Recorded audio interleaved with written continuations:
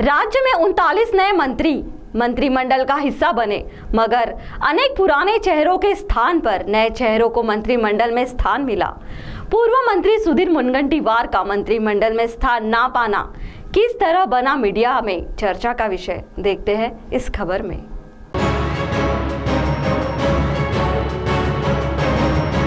राज्य में मंत्रिमंडल का विस्तार हो चुका है। इस मंत्रिमंडल में अनेक पुराने चेहरे जो मंत्री रह चुके हैं उन्हें नजरअंदाज कर नए चेहरों को स्थान मिला है। वैसे तो अनेक पुराने दिग्गज राजनीतिज्ञों को मंत्रिमंडल में स्थान नहीं मिला है, मगर इस समय सबसे अधिक जिस नाम का उल्लेख मीडिया में चल रहा है वे है पूर्व मंत्री सुधीर मुनगंटीवार, जो बल्लारपुर विधानसभा से चौथी बार विधायक बने और वे विदर्भ के एकमेव विधायक हैं जो लगातार 7 बार विधानसभा चुनाव जीत चुके हैं। यहाँ तक कि मुख्यमंत्री देवेंद्र फडणवीस को भी मीडिया कर्मियों के सवालों का जवाब देना पड़ रहा है कि सुधीर मुनगंटीवार को मंत्री पद क्यों नहीं दिया गया, जिसमें स्वयं मुख्यमंत्री देवेंद्र फडणवीस ने सुधीर मुनगंटीवार के राजनीतिक अनुभव की सराहना करते हुए कहा कि पार्टी के वरिष्ठ उन्हें संगठन में कोई बड़ी जिम्मेदारी देना चाह रहे हैं। वहीं दूसरी ओर स्वयं विधायक सुधीर मुनगंटीवार ने मीडिया कर्मियों द्वारा पूछे गए इस संबंध में सवालों के जवाब का उत्तर देते हुए कहा कि मुझे स्वयं मुख्यमंत्री देवेंद्र फडणवीस तथा प्रदेश अध्यक्ष चंद्रशेखर बावनकुले, जो कि अब मंत्री बन चुके हैं,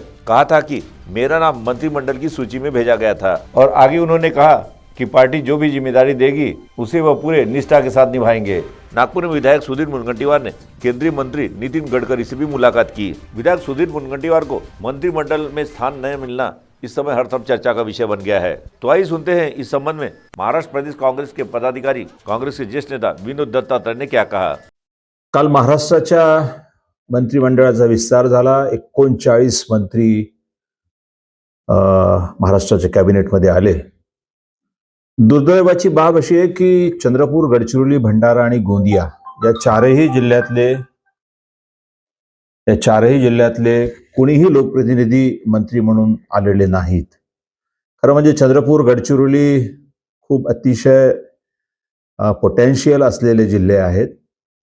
कोणालाही द्यावं, पण किमान या जिल्ह्याच्या लोकप्रतिनिधींना मंत्रिमंडळात स्थान हवं होतं असं आम्हाला वाटतं। कारण असं की डायरेक्ट त्या जिल्ह्याचा मंत्री असल्याशिवाय या जिल्ह्याच्या विकासाला चालना मिळणार नाही आणि म्हणून या दोन्ही जिल्ह्यापैकी कुठल्याही लोकप्रतिनिधीला मंत्रिमंडळात घेतलं असतं तर आणखी चांगलं झालं असतं। कारण भाजपाचा विकासाचा वेग ज्या पद्धतीने ते सांगत आहेत, तर या दोन्ही जिल्ह्याच्या लोकप्रतिनिधींना जर मंत्रिमंडळात ठेवलं नाही तर विकासाचा वेग कसं काय साधणार ते।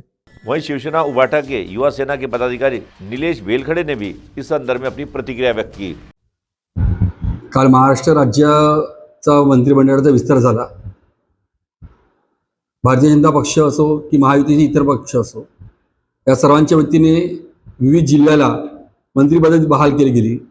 परंतु शोकांतिक आहे की चंद्रपूर जिल्ह्याला 5 आमदार देऊन सुद्धा एकही मंत्रिपद या जिल्ह्याला मिळालं नाही। किंबहुना चंद्रपूर लगत गडचिरोली असेल, गोंदिया, भंडारा याही जिल्ह्याला कुठलाच मंत्रिपद या सरकारने दिलेलं नाही। विचार करतो म्हटलं ते सर्वात शोकांतिक आहे। कारण चंद्रपूर जिल्ह्याला एक हेवीवेट नेते म्हणून सुधीर मुनगंटीवार यांची सुद्धा ओळख आहे। या जिल्ह्याला बंडी बांगड्यासारखे 3दा आमदार सुद्धा दिलेले आहेत, किशोरभाऊ जोरगेवार यांच्यासारखे आमदार सुद्धा दिलेले आहेत, तरीही सुद्धा या जिल्ह्याला एकही मंत्रिपद नाही, हे विचार करण्याची गोष्ट आहे। हा एक अन्याय आहे। कारण आमच्या चंद्रपूर आणि गडचिरोली जिल्हा आपला सर्वांनाच माहिती आहे का मागासवर्गीय जिल्हा म्हणून, आदिवासी जिल्हा म्हणून ओळखला जातो। भरपूर प्रश्न अजूनही प्रलंबित आहेत। रोजगारचे प्रश्न असो, इथे उद्योग धंदे नाही आहेत, शिक्षणाचे प्रश्न असो, विद्यापीठाचा प्रश्न असो की इतर कुठलेही शेतकऱ्यांचे सुद्धा प्रश्न असेल, या प्रश्नाला वाचा फोडण्याकरता मंत्रिमंडळात या जिल्ह्यातील आमदारांना स्थान देणे अत्यंत गरजेचं होतं।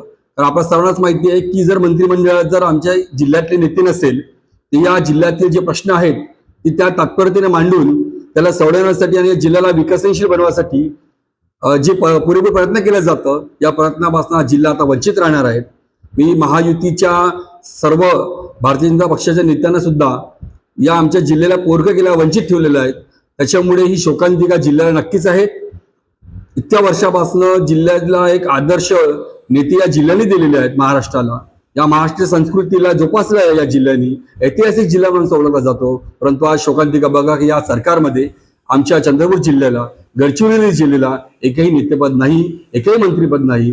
त्याच्यामुळे कुठे ना कुठे संपूर्ण जिल्ह्यामध्ये हे नाराजीचं सूर आहे आणि मी शिवसेनेचा पदाधिकारी म्हणून चंद्रपूर जिल्ह्याचा रहिवासी म्हणून कुठे ना कुठे या गोष्टीचा निषेध करतोय.